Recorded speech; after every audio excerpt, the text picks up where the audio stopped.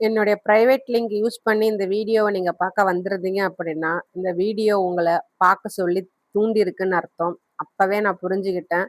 நீங்க இது மாதிரியான ஒரு பேட்டர்ன்லேருந்து வெளியில வர விரும்புறீங்க அப்படின்னு. இன்னைக்கு நான் எடுத்துக்கிட்ட தலைப்பு ஜெண்டர் என்டைட்டில்மென்ட்.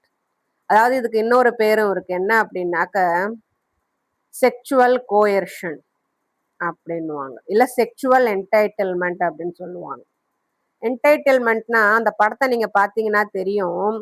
ஆம்பளை ரொம்ப கர்வமாவும், இது ஏன் உலகம், இங்க நான் இருக்கணும், இந்த இடத்துல நீ இப்படிதான் இருக்கணும் அப்படின்னு சொல்ற மாதிரியும் உங்களுக்கு அந்த தம்ப்நெயில்ல அந்த படம் இருக்கும்.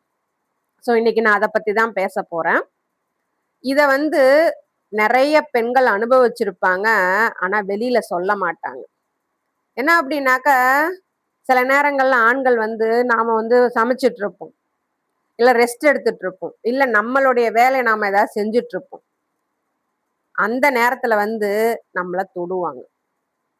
பொண்டாட்டின்ற உரிமையில தொடுவாங்க. ஆனா அந்த நேரத்துல நாம சொல்லுவோம், வேண்டாம், எட்ட போங்க, இது அன்கம்ஃபர்டபுளா இருக்கு அப்படின்னு நாம சொன்னோம் அப்படின்னா, நமக்கு வரக்கூடிய ரெஸ்பான்ஸ், ஏன் ரொம்ப சீரியஸா இருக்கிற, இது ரொம்ப சின்ன விஷயம் தானே, விளையாட்டா தானே செஞ்சேன், நீ என் பொண்டாட்டி தானே, நான் செய்யக்கூடாதா அப்படின்னு சொல்லுவாங்க.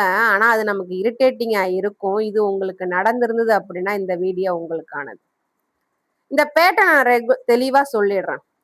செக்சுவல் பவுண்டரி வயலேஷன், அதாவது பாலியல் ரீதியான எல்லைகளை மீறக்கூடியது.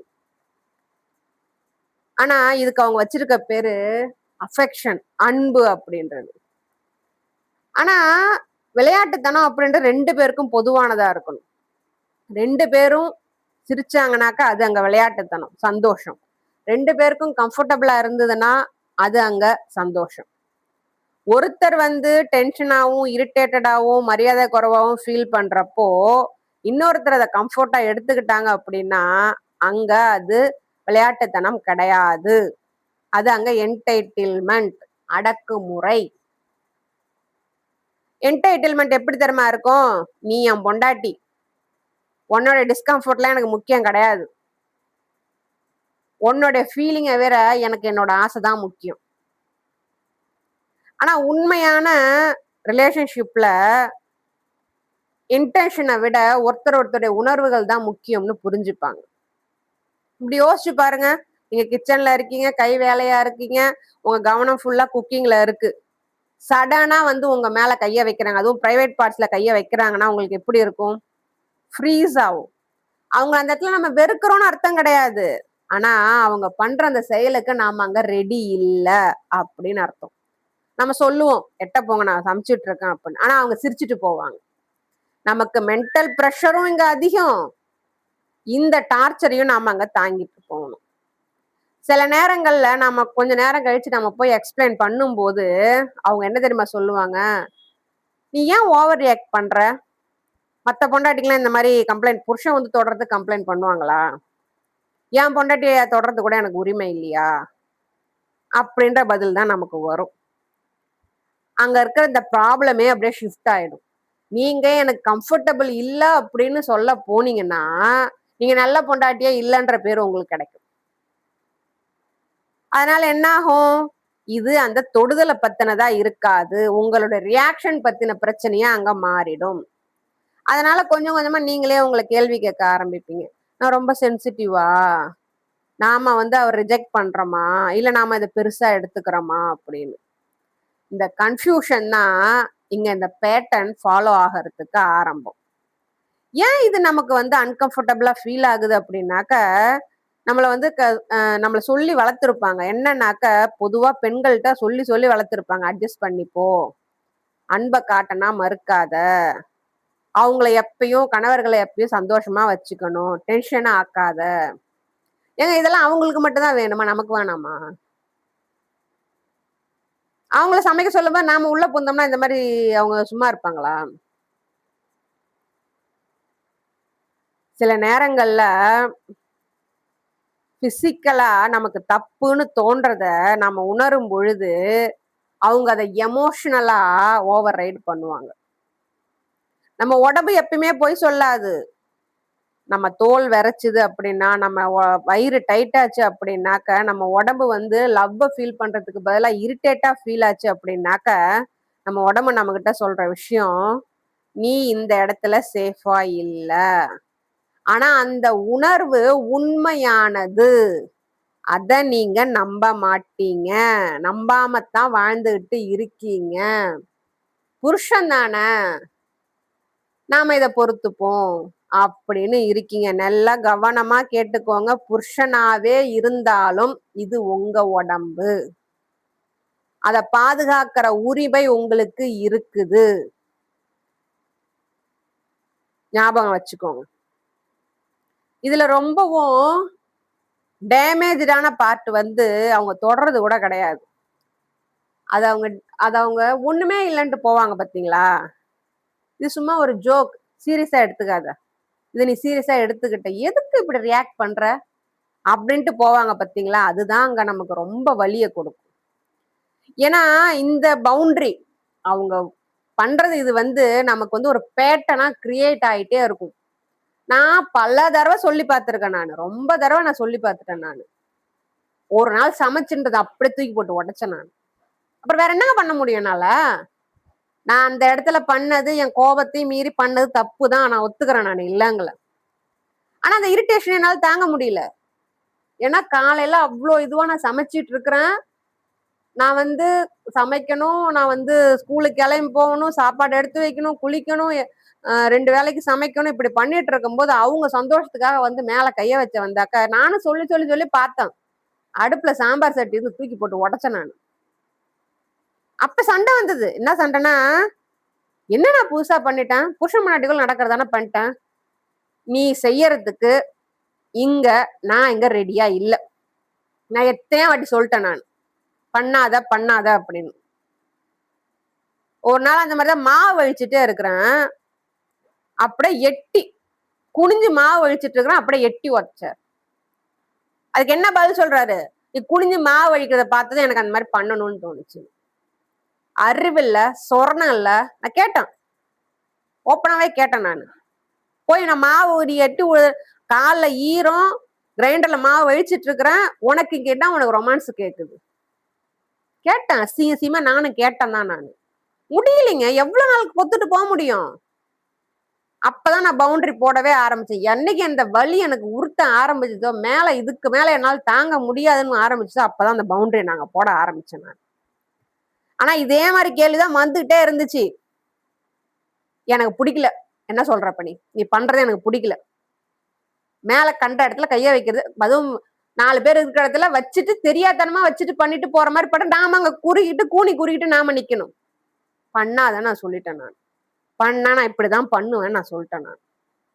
நம்மள காப்பாத்திக்கிறது வேற என்ன வழி? எனக்கு அவமானமா இருக்குது. நான் ஏன் குறுகி போகணும்? எந்த தப்புமே பண்ணாம நான் ஏன் உடம்ப கூனி குறுகி போகணும்? சின்ன வயசுல இருந்து எங்க அப்பங்காரன் என்ன அசிங்க அசிங்கமா சொல்லி சொல்லி சொல்லி பேசி பேசி பேசி எப்ப பாரு தேவடைத்தனம் பண்ண போற தேவடைத்தனம் பண்ண போறேன்னு கேட்டு கேட்டு என் வாழ்க்கை அவ்வளோ வேதனையில வாழ்ந்தான். அந்த ஆள்கிட்ட எத்தனை பார்த்தாலும் அந்த verbal abuse, sexual verbal abuse எதுக்கெடுத்தாலும் திட்டுவான். தேவடைத்தனம் தேவடைத்தனம் எதுக்கெடுத்தாலும் திட்டுவார் அந்த ஆளு. அதெல்லாம் தாண்டி வந்துட்டு இங்கேயும் வந்து இதையே அனுபவிக்க நான் தயாரா இல்ல. 40 வருஷம் ஓடி போச்சு. இனிமே எனக்கு உண்டான மரியாதை, என் உடம்புக்கு உண்டான மரியாதையை நான் குடுத்துதான் ஆவேன். நீயும் குடுத்துதான் ஆவணும். இஷ்டம் இல்லையா போயிட்டே இரு. உனக்கு எனக்கு அந்த சம்பந்தமும் கிடையாது. சொல்லிட்டேன். இங்கதான் அவங்களுடைய கேஸ் லைட்டிங் உருவாகும். நம்மளுடைய டிஸ்கம்ஃபோர்ட் அப்படின்றது அவங்களுக்கு ஒண்ணுமே இல்ல. ஒண்ணுமே கிடையாது அங்க. திரும்ப திரும்ப ரிப்பீட் பண்ணும்போது, நாம நம்மள குறை சொல்லிக்க ஆரம்பிப்போம். நம்ம அத ஒத்துக்கிட்டோம் அப்படின்றதுக்காக கிடையாது. நாம ஒரு நேரத்துல டயர்ட் ஆயிடுவோம். சொல்லி சொல்லி பார்த்து டயர்ட் ஆயிடுவோம். அதனால நம்ம மேலே நாம குறைய திருப்பிப்போம். அடுத்து இத நான் தெளிவா சொல்றேன் கேட்டுக்கோங்க. மேரேஜ் அப்படின்றது 2 பேருடைய புரிதலோடைய தொடுதலும் இருக்கணும். மத்த இன்டிமெசி எல்லாமே இருக்கணும். ஒருத்தருக்கு ஒய்ஃபா இருக்கிறோம் அப்படின்றதுக்காக அவங்களுக்கு நம்ம எந்நேரம் பார்த்தாலும் அவைலபிளா இருக்கணும்னு அவசியமே கிடையாது. தொடுதல் அப்படின்றது ஒரு விதமான ஈர்ப்ப குடுக்கணும், அமைதிய குடுக்கணும். என்னடா இதுன்னு அப்படின்னு ஒரு எரிச்சல குடுக்கக்கூடாது. அன்புன்றது 2 பேரையும் கனெக்ட் பண்ணணும். நான் உன் மேல பாசம் வச்சிருக்கேன், அதனால இப்ப வந்து இதை செய்யறேன் அப்படின்னு சொல்றது ஓவர் ஆக்ட் பண்றது அன்பு கிடையவே கிடையாது. எத்தனை வருஷம் ஆனாலும் கல்யாணம் ஆகி இப்பவும் இந்த உடம்பு நமக்கானது. அதை அவங்க இஷ்டத்துக்கு பயன்படுத்துற உரிமை அவங்களுக்கு கிடையவே கிடையாது. அவங்க விருப்பப்பட்டப்பெல்லாம் நாம எல்லாத்தையும் ஒத்துக்கணும்ன்ற அவசியமும் கிடையாது. செக்சுவல் பவுண்டரி போடுறது ரொம்பவும் நல்லது பெண்களாகிய நமக்கு. இதுல எமோஷனலா என்னென்ன பாதிப்புகள் உண்டாச்சு தெரியுமா? இதுல என்னென்ன வந்து தெரியுமா? அவங்க தொடும்போது சில நேரத்துல ஓப்பனா மூஞ்சில அடிச்ச மாதிரி சொல்லிடணும், தொடாதீங்க, எனக்கு பிடிக்கல. அவங்க ஓகேன்னு சொல்லிட்டு போனாக்க அது ஹெல்தியான பவுண்டரி. திரும்ப உங்களை எதிர்த்து இது என்ன சாதாரண விஷயம், ஏன் இப்படிலாம் நினைக்கிற, ஏன் இப்படிலாம் பழகுற அப்படின்னு கேட்டாங்கன்னா அங்க நீங்க சரி பண்ண வேண்டியது இருக்கு. நீங்க டிராமா பண்ணாதீங்க, உங்க ஈகோ வளர்த்துக்காதீங்க, எந்த ஒரு பனிஷ்மெண்ட்டும் கொடுக்க வேணாம். அமைதியா சொல்லி பாருங்க. கேட்கலையா, சில நேரம் கேட்கிற விதத்துலயும் சொல்லுங்க. அதுதான் உங்களுக்கு சுதந்திரத்தை கொடுக்கும். நீங்க அடக்கி அடக்கி வச்சு அமைதியா போய் பொறுத்து பொறுத்து போறது உங்களை இன்னமும் அந்த சிறையில கொண்டு போய் வைக்கும். அந்த பேட்டர்ன்ல சுருக்கிதான் வைக்கும். சொல்லிடுங்க. சொல்லியும் கேட்கலையா, அந்த பவுண்டரி எப்படி நீங்க நிலைநிறுத்தணுமோ அதன்படி நிறுத்திக்கோங்க. இதுதாங்க என்னோட எக்ஸ்பீரியன்ஸ். செக்சுவல் கோயர்ஷனுக்கும் செக்சுவல் என்டர்டெயின்மெண்ட்டுக்கும் என்னோட எக்ஸ்பீரியன்ஸ் இதுதாங்க. இதை நீங்க கேட்டுட்டு இருந்தீங்க அப்படின்னா, நீங்களும் இது மாதிரியான ஒரு சுச்சுவேஷன்ல இருந்தீங்க அப்படின்னா, நான் சொல்றத தெளிவா கேளுங்க. நீங்க வந்து ஓவர் ஆக்ட்லாம் பண்ணவே இல்லை. நீங்கெல்லாம் ஒரு மாதிரி மூடி வச்ச மாதிரியான ஆளும் கிடையாது. நீங்க அன்பை மறுக்கிறவங்களும் கிடையாது. ஆனா உங்க உணர்வுகளுக்கும் உங்க உடம்பினுடைய உணர்வுகளுக்கும் நீங்க மரியாதையை எதிர்பார்க்கிறவங்க. 2 பேரும் கம்ஃபர்ட்டா ஒரு இடத்துல ஃபீல் பண்ணி விளையாடுறது தான் உண்மையான விளையாட்டு. ஒருத்தருக்கு அது கம்ஃபர்ட்டையும் ஒருத்தருக்கு இரிட்டேஷனையும் கொடுத்தது அப்படின்னாக்க அது அபியூஸ். அந்த பவுண்டரிய நீங்க கண்டிப்பா செட் பண்ணணும். உங்க கம்ஃபர்ட் ரொம்பவும் முக்கியம். எப்பவுமே உங்களுடைய கம்ஃபர்ட் ரொம்பவும் முக்கியம். சரிங்களா? ஸோ இதுல நான் இன்னொன்னு சொல்ல நினைக்கிறேன். இந்த மாதிரி அவங்க பண்ணும்போது நமக்கு ஒரு விஷயம் சொல்லுவாங்க, கேஸ் லைட்டா மாத்துவாங்க. என்ன அப்படின்னாக்க, நீ இப்படி நிக்கிறது தான் என்ன அந்த மாதிரி பண்ண வச்சுது, நீ இப்படி இருக்கிறதா என்ன அந்த மாதிரி பண்ண வச்சுது அப்படின்னுவாங்க. அதுக்கு நாம ஒண்ணும் பண்ண முடியாது. அது அவங்க மனசு, அவங்க எண்ணம், அவங்க இது. நாம அதுக்கு பொறுப்பெடுத்துக்க வேண்டிய அவசியமே கிடையாது. நாம எப்பயும் போல நான் ஏங்க காலைல காய்கறி நறுக்கணுமா, மிளகாத்தூள் போடுறோமா, உப்பு போட்டோன்னா, மளிகை ஜாமான் போட்டோன்னா, எதுன்னு போட்டு குழப்பிக்க தெரியாம அடுப்புல நின்னுட்டுறவங்களுக்கு நம்ம என்ன ட்ரெஸ் பண்ணிருக்கோம், எப்படி நிக்கிறோம், எது எங்க தெரியுது, எந்த மூடு பள்ளம் தெரியுது நமக்கு தெரியவா போகுது? நாம நம்ம வேலையை பார்த்துட்டு இருப்போம். அந்த நேரத்துல உனக்கு அந்த இடத்துல ரொமான்ஸ் வந்தது அப்படின்றதுக்காக நாம அதை ஏத்துக்கணும்ன்ற அவசியமே கிடையாது. இது எனக்கும் பிரச்சனை வந்தப்போ நான் ரொம்ப டார்ச்சர் ஆயிட்டேன். சொல்லி சொல்லி பார்த்தேன், எவ்வளவோ சொல்லி சொல்லி பார்த்தேன். என்னால முடிஞ்ச அளவுக்கு நான் மன்னிச்சு விட்டு சொல்லி சொல்லி பார்த்தேன். நான் கேட்கற மாதிரி தெரியல. என்னைக்கு அந்த சமயக்கட்டுல அந்த சாம்பார் பானை சட்டியை தூக்கி போட்டு உடைச்சனோ, அதுக்கப்புறம் அந்த பழக்கம் சுத்தமா கட் ஆயிடுச்சு. நான் ஃப்ரீயா இருந்து விருப்பப்பட்டு 2 பேரும் ஒருத்தர் ஒருத்தர் பக்கத்துல, நீ டிவி பாக்குற நானும் அமைதியா இருக்கேன்னா 2 பேரும் ஒன்னா இருக்கிற இடத்துல 2 பேருக்கும் விருப்பம் இருந்தாக்க ஒருத்தர் ஒருத்தர் தொட்டு பேசிக்கலாம். அது சிறந்தது, நல்லது. ஆனா நான் ரெஸ்ட் எடுக்க போற நேரத்திலயோ, உங்களுக்கு மூடு வருது அப்படின்ற நேரத்துக்கோ நான் வேணும்னு நினைச்சீங்கன்னா அது கண்டிப்பா நடக்காது. அதுக்கு நான் பொறுப்பு இல்ல. நான் பொறுப்பா ஆக முடியாது. சொல்லிட்டேன். இதெல்லாம் சில பெண்கள் தனக்குள்ளேயே அடக்கி அடக்கி ரொம்பவும் வேதனைப்படுறாங்க. என்கிட்டயும் சொல்றாங்க. எனக்கும் தெரியுது. ஆனா நமக்கு வேண்டிய உரிமைய, நமக்கு வேண்டிய கம்ஃபர்ட்ட, நமக்கு வேண்டிய நிம்மதிய நம்ம வார்த்தைகள் மூலியமா, நாம எதிர்க்கிறதன் மூலியமா, நாம சொல்றதன் மூலியமா தான் நம்மால பெற முடியும். ஒருவேளை இத நீங்க கேட்டுட்டு இருந்தீங்க அப்படின்னாக்க, உங்களுக்கு நான் சொல்றது இதுதான். உங்களுடைய கம்ஃபர்ட் தான் ரொம்பவும் முக்கியம் இங்க. புரிஞ்சுதுங்களா?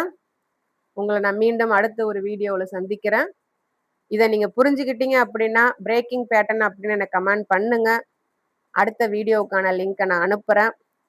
இந்த பேட்டர்ன் சீரியஸ் வீடியோ பப்ளிக்காக இருக்காது. லிங்க் மூலியமாக மட்டும்தான் பார்க்க முடியும். உங்களை நான் அடுத்த வீடியோவில் வந்து சந்திக்கிறேன்.